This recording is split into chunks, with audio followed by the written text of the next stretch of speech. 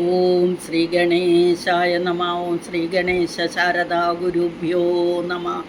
ഓം സദാശിവസമാരംഭാം ശങ്കരാചാര്യമധ്യമാം അസ്മദാചാര്യപര്യന്താം വന്ദേ ഗുരുപരമ്പരാം. ഓം പീതാംബരം കരവിരാജിത ശംഖചക്രകൗമോദകീ സരസിജം കരുണാസമുദ്രം രാധാസഹായമതിസുന്ദരമന്ദഹാസം പാതാലയേ ശമനിശം ഹൃദി ഭാവയാമി. ഓം നമോ ഭഗവതേ വാസുദേവായ. ഓം ശ്രീകൃഷ്ണായ പരബ്രഹ്മണേ നമഃ. ഓം വിശ്വസ്മൈ നമഃ. ഹരി ഓം. ശ്രീ വിഷ്ണു സഹസ്രനാമ സ്തോത്ര പഠന പരമ്പരയിലേക്ക് എല്ലാവർക്കും സുസ്വാഗതം. സുപ്രഭാതം, ശുഭദിനം നേരുന്നു. കഴിഞ്ഞ ക്ലാസ്സിൽ നമ്മൾ 87-ാമത്തെ ശ്ലോകമാണ് പഠിച്ചത്. 87-ാമത്തെ ശ്ലോകം പഠിച്ചു കഴിഞ്ഞപ്പോൾ 817 നാമങ്ങൾ പഠിച്ചു കഴിഞ്ഞു. ഇന്ന് നമുക്ക് പഠിക്കേണ്ട ശ്ലോകം 88-ാമത്തെ ശ്ലോകം ആദ്യം വായിക്കാം. സുലഭ സുവൃത സിദ്ധ ശത്രുജിത് ശത്രുതാപനഃ നിഗ്രോധോദുംബരോശ്വത്ഥ ചാണൂരാന്ധ്രനിഷൂദനഃ. സുലഭ സുവൃതസിദ്ധ ശത്രുജിത് ശത്രുതാപനഃ നിഗ്രോധോദുംബരോശ്വത്ഥ ചാണൂരാന്ധ്രനിഷൂദനഃ.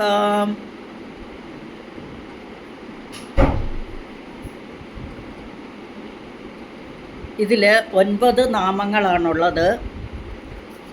സുലഭഃ, സുവൃതഃ, സിദ്ധഃ, ശത്രുജിത്ത്, ശത്രുതാപനഃ.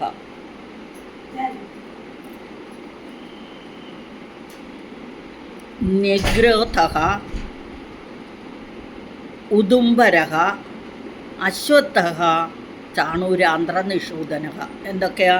സുലഭഃ, സുവൃതഃ, സിദ്ധഃ, ശത്രുജിത്ത്, ശത്രുതാപനഃ, നിഗ്രോധഃ, ഉദുംബരഃ, അശ്വത്ഥഃ, ചാണൂരാന്ധ്രനിഷൂദനഃ.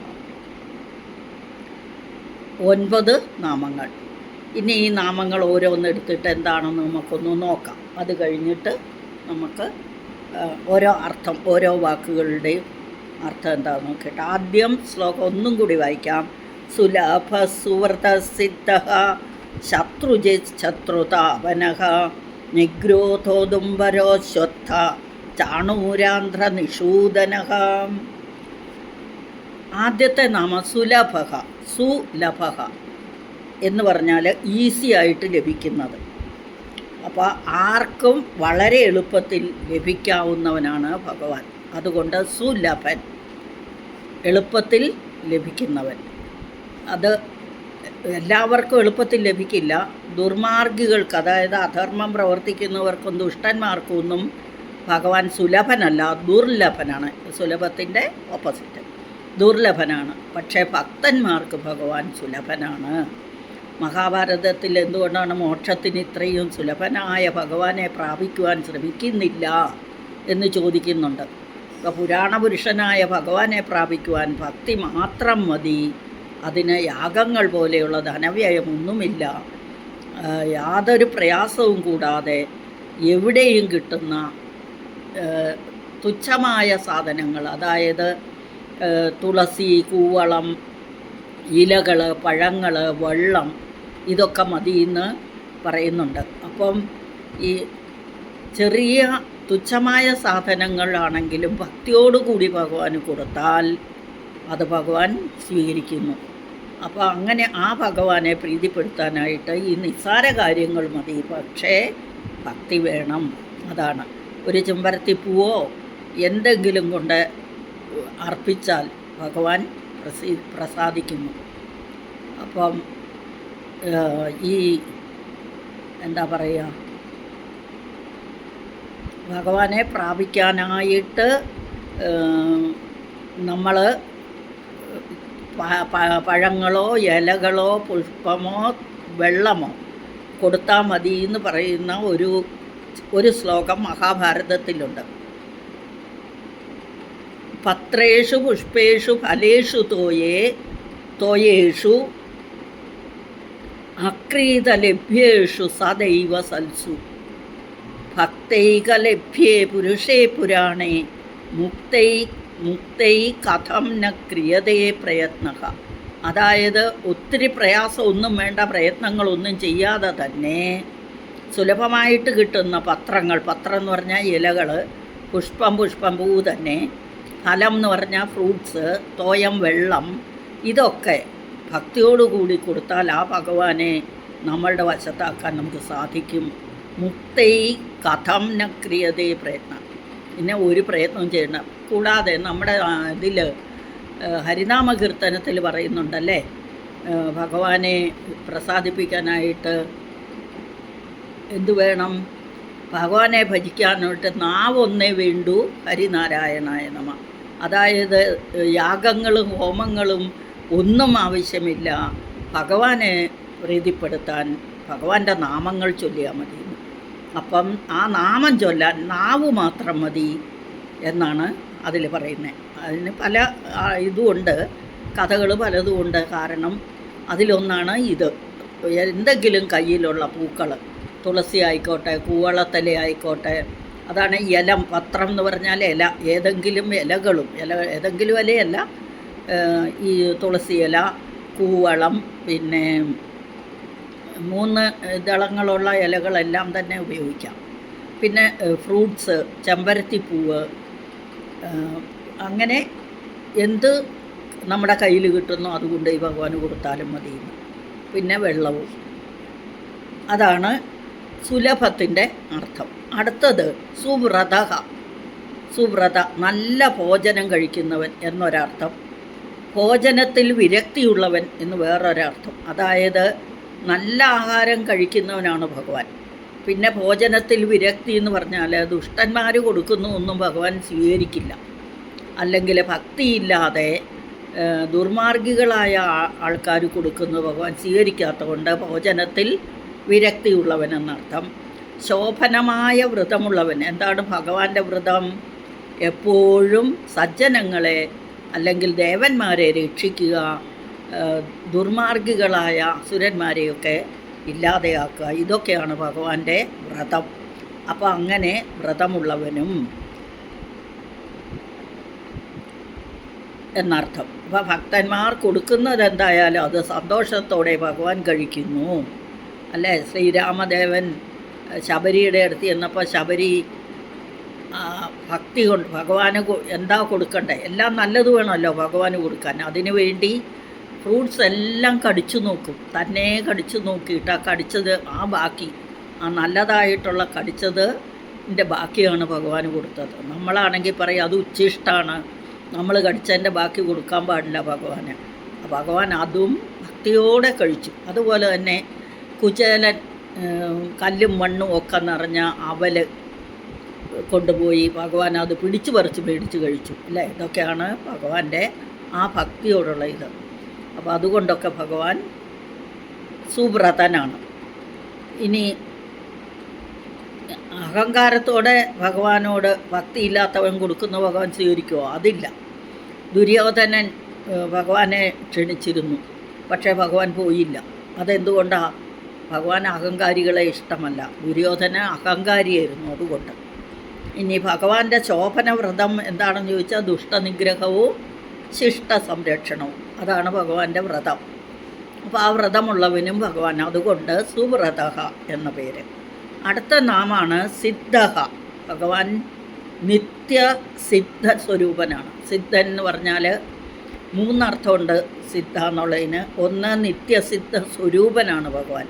2 അന്യ ആശ്രയമില്ലാത്ത, മറ്റുള്ളവരെ ആശ്രയിക്കേണ്ട ആവശ്യം ഭഗവാന് വരുന്നില്ല. ഭഗവാൻ തന്നെ എല്ലാ സിദ്ധികളും ഉള്ളവനാണ് എന്ന രണ്ടാമതൊരർത്ഥം. മറ്റുള്ളവരെ ആശ്രയിക്കാത്തവന്. 3ാമത്തെ അർത്ഥം അഷ്ടസിദ്ധികളുള്ളവൻ. 8 സിദ്ധികളാണ് പ്രധാനമായിട്ടുള്ള സിദ്ധികൾ. അതെല്ലാം ഭഗവാനിലുണ്ട്. എല്ലാവർക്കും കിട്ടില്ല 8 സിദ്ധികൾ. അത് ഭഗവാനുള്ളത് കൊണ്ട് ഭഗവാൻ അഷ്ടസിദ്ധികളുള്ളവൻ എന്ന അർത്ഥത്തിൽ സിദ്ധൻ. ഇനി ഭഗവാൻ പരിപൂർണനാണ്, പൂർണ്ണതയ്ക്ക് വേണ്ടി ശ്രമിക്കുന്നവനല്ല. സ്വതവേ ഭഗവാൻ നിത്യസിത്യസ്വരൂപനാണ്. അവതാരങ്ങളിൽ മനുഷ്യ സഹജമായ പല വികാരങ്ങളിൽ ലീലകളായി പ്രകടമാക്കിയിട്ടുണ്ടെങ്കിലും സ്വന്തം നിലയിൽ ഉറച്ചു നിൽക്കുന്നവനാണ് ഭഗവാൻ. അപ്പോൾ ഭഗവാന് ആരുടെയും ആശ്രയവും ആവശ്യമില്ല. എല്ലാം സ്വന്തം ഇഷ്ടപ്രകാരം ആഗ്രഹിക്കുന്ന പോലെ എല്ലാം നടത്തുന്നു. ഭഗവാൻ ആഗ്രഹവും ഇല്ല. അതായത് എന്തിന് കഴിവുള്ളവനാണ് ഭഗവാൻ. പിന്നെ സാധാരണക്കാർക്ക് കിട്ടാത്ത യോഗസിദ്ധി അത് ഭഗവാനുണ്ട്. എന്തൊക്കെയാണ് ആ അഷ്ടസിദ്ധികൾ, 8 സിദ്ധികൾ? അണിമ, മഹിമ, ലഘിമ, ഗരിമ, ഈശിത്വം, വശിത്വം, പ്രാപ്തി, പ്രാകാശ്യം. ഇങ്ങനെ 8 സിദ്ധികൾ സാധാരണ ആർക്കും കിട്ടില്ല. അത് കിട്ടുന്നത് യോഗസിദ്ധി കൊണ്ടാണ്. അപ്പോൾ ആ യോഗസിദ്ധികളും ഭഗവാനിലുണ്ട്. അതുകൊണ്ട് സിദ്ധൻ ഭഗവാൻ അല്ലേ. അണിമ, മഹിമ, ലഘിമ, ഗരിമ, ഈശിത്വം, വശിത്വം, പ്രാപ്തി, പ്രാകാശ്യം. ഇതിൽ അണിമ, മഹിമ എന്നൊക്കെ പറഞ്ഞാൽ ചെറുതാകുക, വലുതാകുക, മായ കൊണ്ട് മറയുക, കാണാതെയാകുക, ഏറ്റവും കുഞ്ഞാകുക അല്ലേ. സീതാദേവിയെ കാണാനായിട്ട് പോയപ്പോൾ ആ വടവൃക്ഷത്തിൻ്റെ മുകളിൽ ഒരു കുഞ്ഞ് ഇതായിട്ടിരുന്നു, ആർക്കും കാണാൻ മേലാത്ത രൂപത്തിൽ അല്ലേ. അങ്ങനെ പിന്നെ എന്തും വശത്താക്കാനുള്ള കഴിവ്, അതാണ് വശിത്വം. പിന്നെ പ്രാപ്തി, എന്തും പ്രാപിക്കാനുള്ള ശക്തി, ഇതെല്ലാം ഭഗവാനുണ്ട്. അതുകൊണ്ട് ഭഗവാൻ സിദ്ധൻ, സിദ്ധ എന്ന് ഭഗവാന് പേര്. അടുത്ത നാമം ശത്രുജിത്ത്, ശത്രുക്കളെ ജയിക്കുന്നവൻ. ജിത്ത് എന്ന് പറഞ്ഞാൽ ജയിക്കുന്നവൻ. അപ്പോൾ ശത്രുക്കളെ ജയിക്കുന്നവനാണെന്നുള്ളതിന് ധാരാളം ഉദാഹരണങ്ങളുണ്ടല്ലേ. അസുരന്മാരും രാക്ഷസന്മാരും അവരുടെ ഉന്നമനത്തിന് വേണ്ടി ദേവന്മാരെയൊക്കെ, അതായത് ദേവന്മാരെ എന്ന് പറഞ്ഞാൽ ആധ്യാത്മിക നിഷ്ഠയിലുള്ള ശിഷ്ടന്മാരെ ഉപദ്രവിക്കുന്നത് കൊണ്ട് ഭഗവാൻ അവരെ ശത്രുക്കളായിട്ട് കരുതിയിട്ട് അവരെ ഇല്ലാതെയാക്കുന്നു. അപ്പം അവർ എത്ര തപോബലമുള്ളവരായാലും വിജയം ഭഗവാന് തന്നെയായിരിക്കും അല്ലേ. ഭഗവാൻ കൂടെ ഉണ്ടെങ്കിൽ വിജയം നിശ്ചിതമാണെന്ന് അർജുനൻ കുരുക്ഷേത്ര യുദ്ധത്തിൽ തെളിയിച്ചു. ആ യുദ്ധസമയത്ത് ഭഗവാൻ ഇങ്ങനെ കിടക്കുമ്പോൾ ഞാൻ കണ്ണ് തുറന്ന് ആദ്യം കാണുന്ന ആളുടെ കൂടെ ഞാൻ പോരും, മറ്റേ ആളുടെ കൂടെ എൻ്റെ എല്ലാ സൈന്യങ്ങളും ആയുധങ്ങളും എല്ലാം പോരുമെന്ന് പറഞ്ഞു. അപ്പോൾ ആ ദുര്യോധന വിചാരിച്ച് ഒരു ശ്രീകൃഷ്ണനെ കൊണ്ട് എന്താവും അല്ലേ. ഒരാൾ മാത്രം വന്നുകൊണ്ടൊന്നും ആവില്ല. അപ്പോൾ ആ സൈന്യം മുഴുവനും കിട്ടണം. അതുകൊണ്ട് ദുര്യോധനൻ ഭഗവാന്റെ തലയ്ക്കൽ നിന്നു. അർജുനനാകട്ടെ ഭഗവാനുണ്ടെങ്കിൽ എല്ലാം ആവും, ഭഗവാനുള്ളിടത്ത് വിജയമുണ്ടാവുമെന്ന് ഉറപ്പിച്ച് അർജുനൻ കാൽക്കലും പോയി നിന്നു. ഭഗവാൻ കണ്ണു തുറന്നപ്പോൾ ആരെയാ കണ്ടേ? അർജുനനെ കണ്ടു.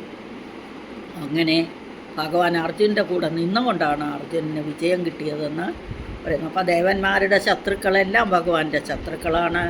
ഭഗവാൻ വേണ്ട വിധം ഉചിതം പോലെ പല അവതാരങ്ങളും എടുത്ത് ദേവന്മാരെ രക്ഷിക്കുന്നു. ശത്രുക്കളെ പരാജയപ്പെടുത്തിയിട്ട് ദേവന്മാരെ രക്ഷിക്കുന്നു. അതുകൊണ്ട് ഭഗവാൻ ശത്രുജിത്ത്, ജയം മാത്രം ഉള്ളവൻ, അതാണ് ശത്രുക്കളെ ജയിക്കുന്നവൻ എന്നാണ് ശരിക്കുള്ള അർത്ഥം. ഭഗവാൻ ജയം മാത്രമേ, ഭഗവാൻ എവിടെയുണ്ടോ അവിടെയെല്ലാം ജയം മാത്രമേ ഉണ്ടായിട്ടുള്ളൂ. അതുകൊണ്ട് ഇനി അടുത്ത നാമം ശത്രുതാപനക, ശത്രുക്കളെ സങ്കടപ്പെടുത്തുക. താപന എന്ന് പറഞ്ഞാൽ തപിപ്പിക്കുക എന്നാണ് അർത്ഥം. അപ്പം ഭക്തന്മാർ ഭഗവാനിൽ സമർപ്പിച്ച് കഴിഞ്ഞാൽ പിന്നെ ഭഗവാൻ അവരുടെ ആന്തരശത്രുക്കളെ, നമ്മളുടെ ആന്തരിക ശക്തി ശത്രു എന്ന് പറഞ്ഞാൽ നമ്മളിലുള്ള ഭയം, വിദ്വേഷം, അഹങ്കാരം, മതം, മാത്സര്യം, ലോപം തുടങ്ങിയ എല്ലാ ശത്രുക്കളും, നമ്മളുടെ ഉള്ളിലുള്ള ആ ശത്രുക്കളെയൊക്കെ നശിപ്പിച്ച് അവരെയൊക്കെ ഇല്ലാതെയാക്കി നമുക്ക് മനഃശുദ്ധി വരുത്തിയിട്ട് നമ്മളെ ഭഗവാൻ തന്നെ സ്വീകരിക്കുന്നു. ഇനി ശത്രുക്കളായ കംസൻ, ശിശുപാലൻ തുടങ്ങിയവരെ ഒക്കെ ഭഗവാൻ എപ്പോഴാണ് തന്നെ നിഗ്രഹിക്കുന്നതെന്ന് മനഃശാന്തി നഷ്ടപ്പെട്ട് സങ്കടപ്പെടുന്നു. അതുകൊണ്ടും ഭഗവാൻ ശത്രുതാപന. അപ്പോൾ ഭഗവാന് എല്ലാം കൊണ്ട് ശത്രുതാപന എന്ന് പേര്. അടുത്ത നാമം നിഗ്രോധ. അഥ എന്ന് പറഞ്ഞാൽ താഴോട്ട്, നിഗ്രോധ എന്ന് പറഞ്ഞാൽ കീഴ്പോട്ട് വളരുന്നത് ഒരർത്ഥം. രണ്ടാമത്തെ അർത്ഥം സകല ഭൂതങ്ങളെയും മായയാൽ മറച്ചിട്ടുള്ളവൻ, എല്ലാ ഭൂതങ്ങളെയും മായയാൽ മറച്ചിട്ടുള്ളവൻ എന്ന് പറഞ്ഞാൽ ബ്രഹ്മാദികൾക്കും ഉപരിയായതുകൊണ്ട് ഭഗവാൻ അത്യുന്നത പദവിയിലിരിക്കുന്ന കാരണരൂപമായ പരബ്രഹ്മം പ്രപഞ്ചരൂപത്തിൽ കീഴോട്ട് വളരുന്നതായിട്ടാണ് ഋഷീശ്വരന്മാർ പറഞ്ഞിട്ടുള്ളത്. അപ്പം ഭഗവാൻ തന്നെ ഭഗവത്ഗീതയിൽ പറഞ്ഞു, പ്രപഞ്ചത്തെക്കുറിച്ച് പറയുമ്പോൾ മുകളിൽ വേരുകളും താഴെ ശാഖകളുമുള്ള ഒരു അശ്വത്ഥ വൃക്ഷമാണ് ഞാൻ എന്ന്. ഭഗവത്ഗീത 15-ാം അധ്യായത്തിൽ 1-ാമത്തെ ശ്ലോകം. ഊർധമൂലമധശാഖം അശ്വത്ഥം പ്രാഹുരവ്യയം. അതുകൊണ്ടും ഭഗവാൻ നിഗ്രോധ. ഇനി പരബ്രഹ്മം സ്വമായാൽ തന്നെ എല്ലാത്തിൽ നിന്നും മറയ്ക്കുന്നു. അവിദ്യ ഉള്ളതുകൊണ്ട് നമ്മുടെ കാഴ്ചപ്പാട് എപ്പോഴും ബാഹ്യലോകത്തെ അടിസ്ഥാനമാക്കിയാണ്.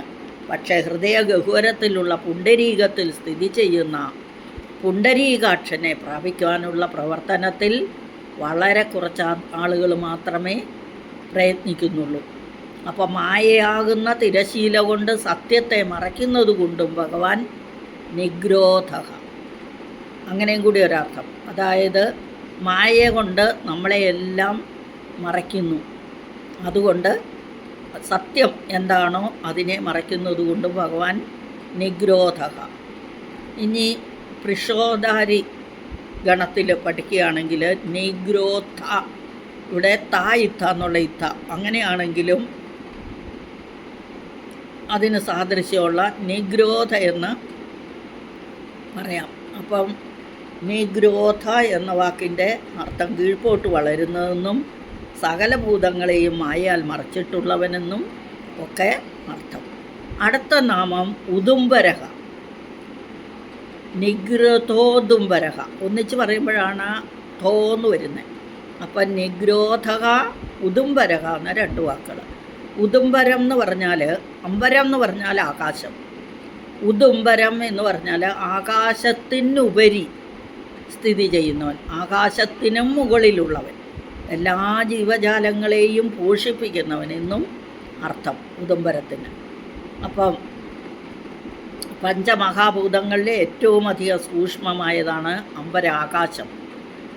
ആകാശത്തിനും കാരണമായ പരബ്രഹ്മം അതിലും ഉപരിയായി സൂക്ഷ്മമായി സ്ഥിതി ചെയ്യുന്നതിനാൽ ഉദുംബര എന്ന് നാമം. ഇനി ഉദുംബരം എന്നതിന് അന്നം എന്നർത്ഥമുണ്ട്. അന്നം എന്ന് പറഞ്ഞാൽ നമ്മുടെ ഭക്ഷണം, എല്ലാ ജീവജാലങ്ങളെയും പോഷിപ്പിക്കുന്നുണ്ട് ഭഗവാൻ ഉദുംബരൻ. ഭക്ഷണം ആരാ കൊടുക്കുന്നത്? എല്ലാ ജീവജാലങ്ങൾക്കും ഭഗവാൻ തന്നെ, അതുകൊണ്ടും ഭഗവാൻ ഉദുംബരൻ. ഇനി പുഷ്ണാമി ഇച്ച ഔഷധി സർവാഹ സോമഭൂത്വ രസാത്മ. ഭഗവത്ഗീതയിലെ 15-ാം അധ്യായത്തിൽ 13-ാമത്തെ ശ്ലോകത്തിലുണ്ട്. പുഷ്ണാമി ഇച്ച ഔഷധീഹി സർവാഹ, എല്ലാ സർവാഹ എന്ന് പറഞ്ഞാൽ എല്ലാത്തിനും, സോമഭൂത്വ രസാത്മ എന്ന് പറഞ്ഞാൽ ഉദുംബരം എന്നതിന് അന്നം എന്നും കൂടി അർത്ഥമുള്ളത് കൊണ്ട്, അപ്പോൾ എല്ലാത്തിനും അന്നം നൽകുന്നവൻ ഭഗവാനാവുന്നതുകൊണ്ട് ഭഗവാൻ ഉദുംബരൻ. ഇനി ഉദുംബരം എന്ന അത്തിമരം എന്നൊരു അർത്ഥമുണ്ട്. അത്തിമര ചുവട്ടിൽ ദത്താത്രേയന് സ്ഥാനം നൽകിയില്ലേ ഭഗവാൻ, അപ്പോൾ അതിനാൽ അത്തിമരത്തിന് പ്രാധാന്യമുണ്ട്. അപ്പോൾ അതിൻ്റെ ചുവട്ടിൽ ഭഗവാന്റെ സാന്നിധ്യമുണ്ടെന്നാണ് വിശ്വസിക്കുക. അതാണ് നമ്മൾ അത്തിമരത്തിന് പ്രദക്ഷിണം വയ്ക്കുന്നതൊക്കെ. അടുത്തത് അശ്വത്ഥ. അശ്വത്ഥ എന്ന് പറഞ്ഞാൽ നശ്വരമായ പ്രപഞ്ചത്തെ കുറിക്കുന്നതാണ് അശ്വത്ഥം. അപ്പം എല്ലാ വൃക്ഷങ്ങളിലും വെച്ച് ഞാൻ അശ്വത്ഥമാകുന്നു എന്ന് ഭഗവത്ഗീതയിൽ വിഭൂതി യോഗത്തിൽ ഭഗവാൻ പറയുന്നുണ്ട്. ഏതാ? ഭഗവത്ഗീതയിലെ 10-ാമത്തെ അധ്യായത്തിൽ 26-ാമത്തെ ശ്ലോകത്തിൽ അശ്വത്ഥ സർവവൃക്ഷാണാം, അതായത് ഞാൻ വൃക്ഷങ്ങളിൽ വെച്ച് അശ്വത്ഥ വൃക്ഷമാകുന്നു എന്ന്. ഇനി മനുഷ്യ ആയുസ്സിനോട് താരതമ്യപ്പെടുത്തുവാണെങ്കിൽ വളരെ കാലം നിലനിൽക്കുന്ന വൃക്ഷമാണ് അശ്വത്ഥം. എത്രയോ തലമുറകൾ ആയിട്ട് എത്രയോ തലമുറകളായിട്ട് ജനങ്ങൾ ഒരു ആൽച്ചുവട്ടിൽ വിശ്രമിക്കുന്നു. അപ്പോൾ ആ വൃക്ഷത്തെ ത്രിമൂർത്തി സ്വരൂപമായിട്ട് പൂജിക്കുന്നു ജനങ്ങൾ. അപ്പോൾ ശനീശ്വര പ്രസാദത്തിന് വേണ്ടിയും പ്രദക്ഷിണവും വയ്ക്കുന്നുണ്ട് ആൽവൃക്ഷത്തെ, പൂജിക്കുകയും ചെയ്യുന്നു. അതിൻ്റെ പേരിൽ നിന്ന് തന്നെ നാളെ നിലനിൽക്കാത്തത് എന്ന അർത്ഥം വരുന്നുണ്ട്. അപ്പം ദൈനംദിനം ഈ വൃക്ഷത്തിന് മാറ്റങ്ങളും വരുന്നുണ്ട്. ഭഗവത്ഗീതയിലും കഠോപനിഷത്തിലും സംസാര വൃക്ഷത്തെ അശ്വത്ഥമായിട്ട് കാണുന്നത്. സംസാരം പ്രപഞ്ചമാകുന്ന വൃക്ഷം. അപ്പം സംസാരമാകുന്ന ഈ ആൽമരം മുകളിൽ ബ്രഹ്മമാകുന്ന മൂലത്തോടു കൂടിയതും കീഴെ വിവിധമാകുന്ന ലോകങ്ങളോട് കൂടിയതും അനാദിയുമാകുന്നു എന്നർത്ഥം വരുന്ന മന്ത്രമാണ് കഠോപനിഷത്തിലുള്ളത്. ഊർധ്വമൂലോവാക്ഷാഖ യേശോശ്വത്ഥ സനാതന. അതിലും എളുപ്പം നമ്മൾക്ക് ഇതുണ്ടല്ലോ, ഒരു സ്തുതിയുണ്ടല്ലോ, മൂലതോ ബ്രഹ്മരൂപായ മധ്യതോ വിഷ്ണുരൂപിണേ അഗ്രത ശിവരൂപായ വൃക്ഷരാജായ തേ നമഃ. ആ അശ്വത്ഥ വൃക്ഷത്തെ മുകളിൽ വേര് മുകളിലും ശാഖകൾ താഴെയും, പിന്നെ പറയുന്നു ബ്രഹ്മാവ് താഴത്തേത് ബ്രഹ്മാവും മധ്യത്തിൽ വിഷ്ണുവും ശിവരൂപം മുകളിലും ഏറ്റവും മുകളിലുമായത്. അപ്പോഴും ആ സംസാരഗതിയുടെ മറുകരയെ സർവവ്യാപിയായ പരമാത്മാവിൻ്റെ സ്ഥാനത്തെ പ്രാപിക്കുന്നു എന്നും പറയുന്നുണ്ട്. ഇതുകൊണ്ടൊക്കെ ഭഗവാൻ ആരാണ്? അശ്വത്ഥനാണ്. അശ്വത്ഥ. ഇനി കഠോപനിഷത്തിൽ വേറൊരു ശ്ലോകമുണ്ട്, സ്വധ്വന പരമാപ്നോതി തദ് വിഷ്ണോ പരമം പദം. അതുകൊണ്ട് ഭഗവാൻ അശ്വത്ഥയാണ്. അപ്പോൾ അടുത്ത നാമം ചാണൂരാന്ധ്ര നിഷൂദനം. ചാണൂരൻ എന്ന മല്ലനെ കൊന്നവൻ, ഒരു ഗുസ്തിക്കാരൻ മല്ലൻ. നമ്മുടെ കംസൻ കൃഷ്ണനെയും രാമനെയും കൊല്ലാനായിട്ട് ഏർപ്പെടുത്തിയതാണ് ഒരു മല്ലൻ ചാണൂരൻ. അവനുമായിട്ട് ഏർപ്പെട്ടാൽ ഇവർ കൊച്ചുകുട്ടികളല്ലേ, അപ്പം അവൻ ജയിക്കും. അതിന് അവൻ്റെ പേരാണ് ചാണൂരൻ എന്ന്. ഇനി ആന്ധ്രാദേശക്കാരനായതുകൊണ്ടാണ് ആന്ധ്ര നിഷൂദന എന്ന് പറഞ്ഞതെന്നും പറയുന്നുണ്ട്. ഏതായാലും ആ ചാണൂരൻ എന്ന മല്ലനെ കൊന്നതുകൊണ്ട് ഭഗവാന് നിഷൂദനം, സൂദനം ചെയ്യുക എന്ന് പറഞ്ഞാൽ കൊല്ലുക, നിഗ്രഹിക്കുക. നിഷൂദനം എന്ന് പറഞ്ഞാൽ അതിനെ ഒന്നും കൂടി ഇതാക്കുന്നതാണ്, അതിനൊരു പടി കൂടെ കൊടുക്കുക. അതാണ് നിഷൂദനം. അപ്പം ചാണൂരനെ നിഷൂദനം ചെയ്തതുകൊണ്ട് അല്ലെങ്കിൽ കൊന്നതുകൊണ്ട് ഭഗവാന് ചാണൂരാന്ധ്ര നിഷൂദന എന്ന് പേര് വന്നു. ഇനി നമ്മൾക്ക് ഓരോ വാക്കിൻ്റെ അർത്ഥം ഒന്നും കൂടി ആ ശ്ലോകം ഒന്ന് വായിച്ചിട്ട് ഒരു പ്രാവശ്യം കൂടി ഓരോ വാക്കിൻ്റെ അർത്ഥം ഒന്ന് ഒറ്റ വാക്കിൽ നോക്കാം. സുലഭ സുവൃത സിദ്ധ ശത്രുജിത് ശത്രുതാപനഃ നിഗൃതോദുംബരോശ്വത്ഥ ചാണൂരാന്ധ്ര നിഷൂദനഃ. ആദ്യത്തെ നാമ സുലഭ, ഭക്തന്മാർക്ക് ഭക്തി കൊണ്ട് വളരെ എളുപ്പം പ്രാപിക്കാവുന്നവൻ. അടുത്ത നാമം സുവ്രത, ഭക്തരുടെ ഉപകാര രൂപത്തിലുള്ള ഭോജനം കഴിക്കുന്നവൻ. ഭക്തരല്ലാത്തവർ നൽകുന്ന ഭോജനം നിരസിക്കുന്നവൻ. ദുഷ്ടനിഗ്രഹവും ശിഷ്ടരക്ഷണവും എന്ന ശോഭനമായ വ്രതമുള്ളവൻ. അടുത്തത് സിദ്ധ, നിത്യസിദ്ധമായ പൂർണ്ണതയുള്ളവൻ. മറ്റാരുടെയും ആശ്രയം ആവശ്യമില്ലാത്തവൻ. അഷ്ടസിദ്ധികൾ സ്വാഭാവികമായി ഉള്ളവൻ. അടുത്തത് ശത്രുജിത്ത്, ശത്രുക്കളെ ജയിക്കുന്നവൻ. അടുത്തത് ശത്രുതാപന, ശത്രുക്കളുടെ മനസ്സ് വേദനിപ്പിക്കുന്നവൻ. അടുത്തത് നിഗ്രോധ, മുകളിൽ നിന്ന് താഴേക്ക് വളരുന്നത്, വലിയ ധനുർധരനായവൻ. പേരാൽ വൃക്ഷം, മായ കൊണ്ട് സത്യത്തെ മറയ്ക്കുന്നത്. ഇതൊക്കെ നിഗ്രോധത്തിന് അർത്ഥമാണ്. അടുത്തത് ഉദുംബരഹ. ഉദുംബരം അമ്പരം എന്ന് പറയുന്ന ആകാശം.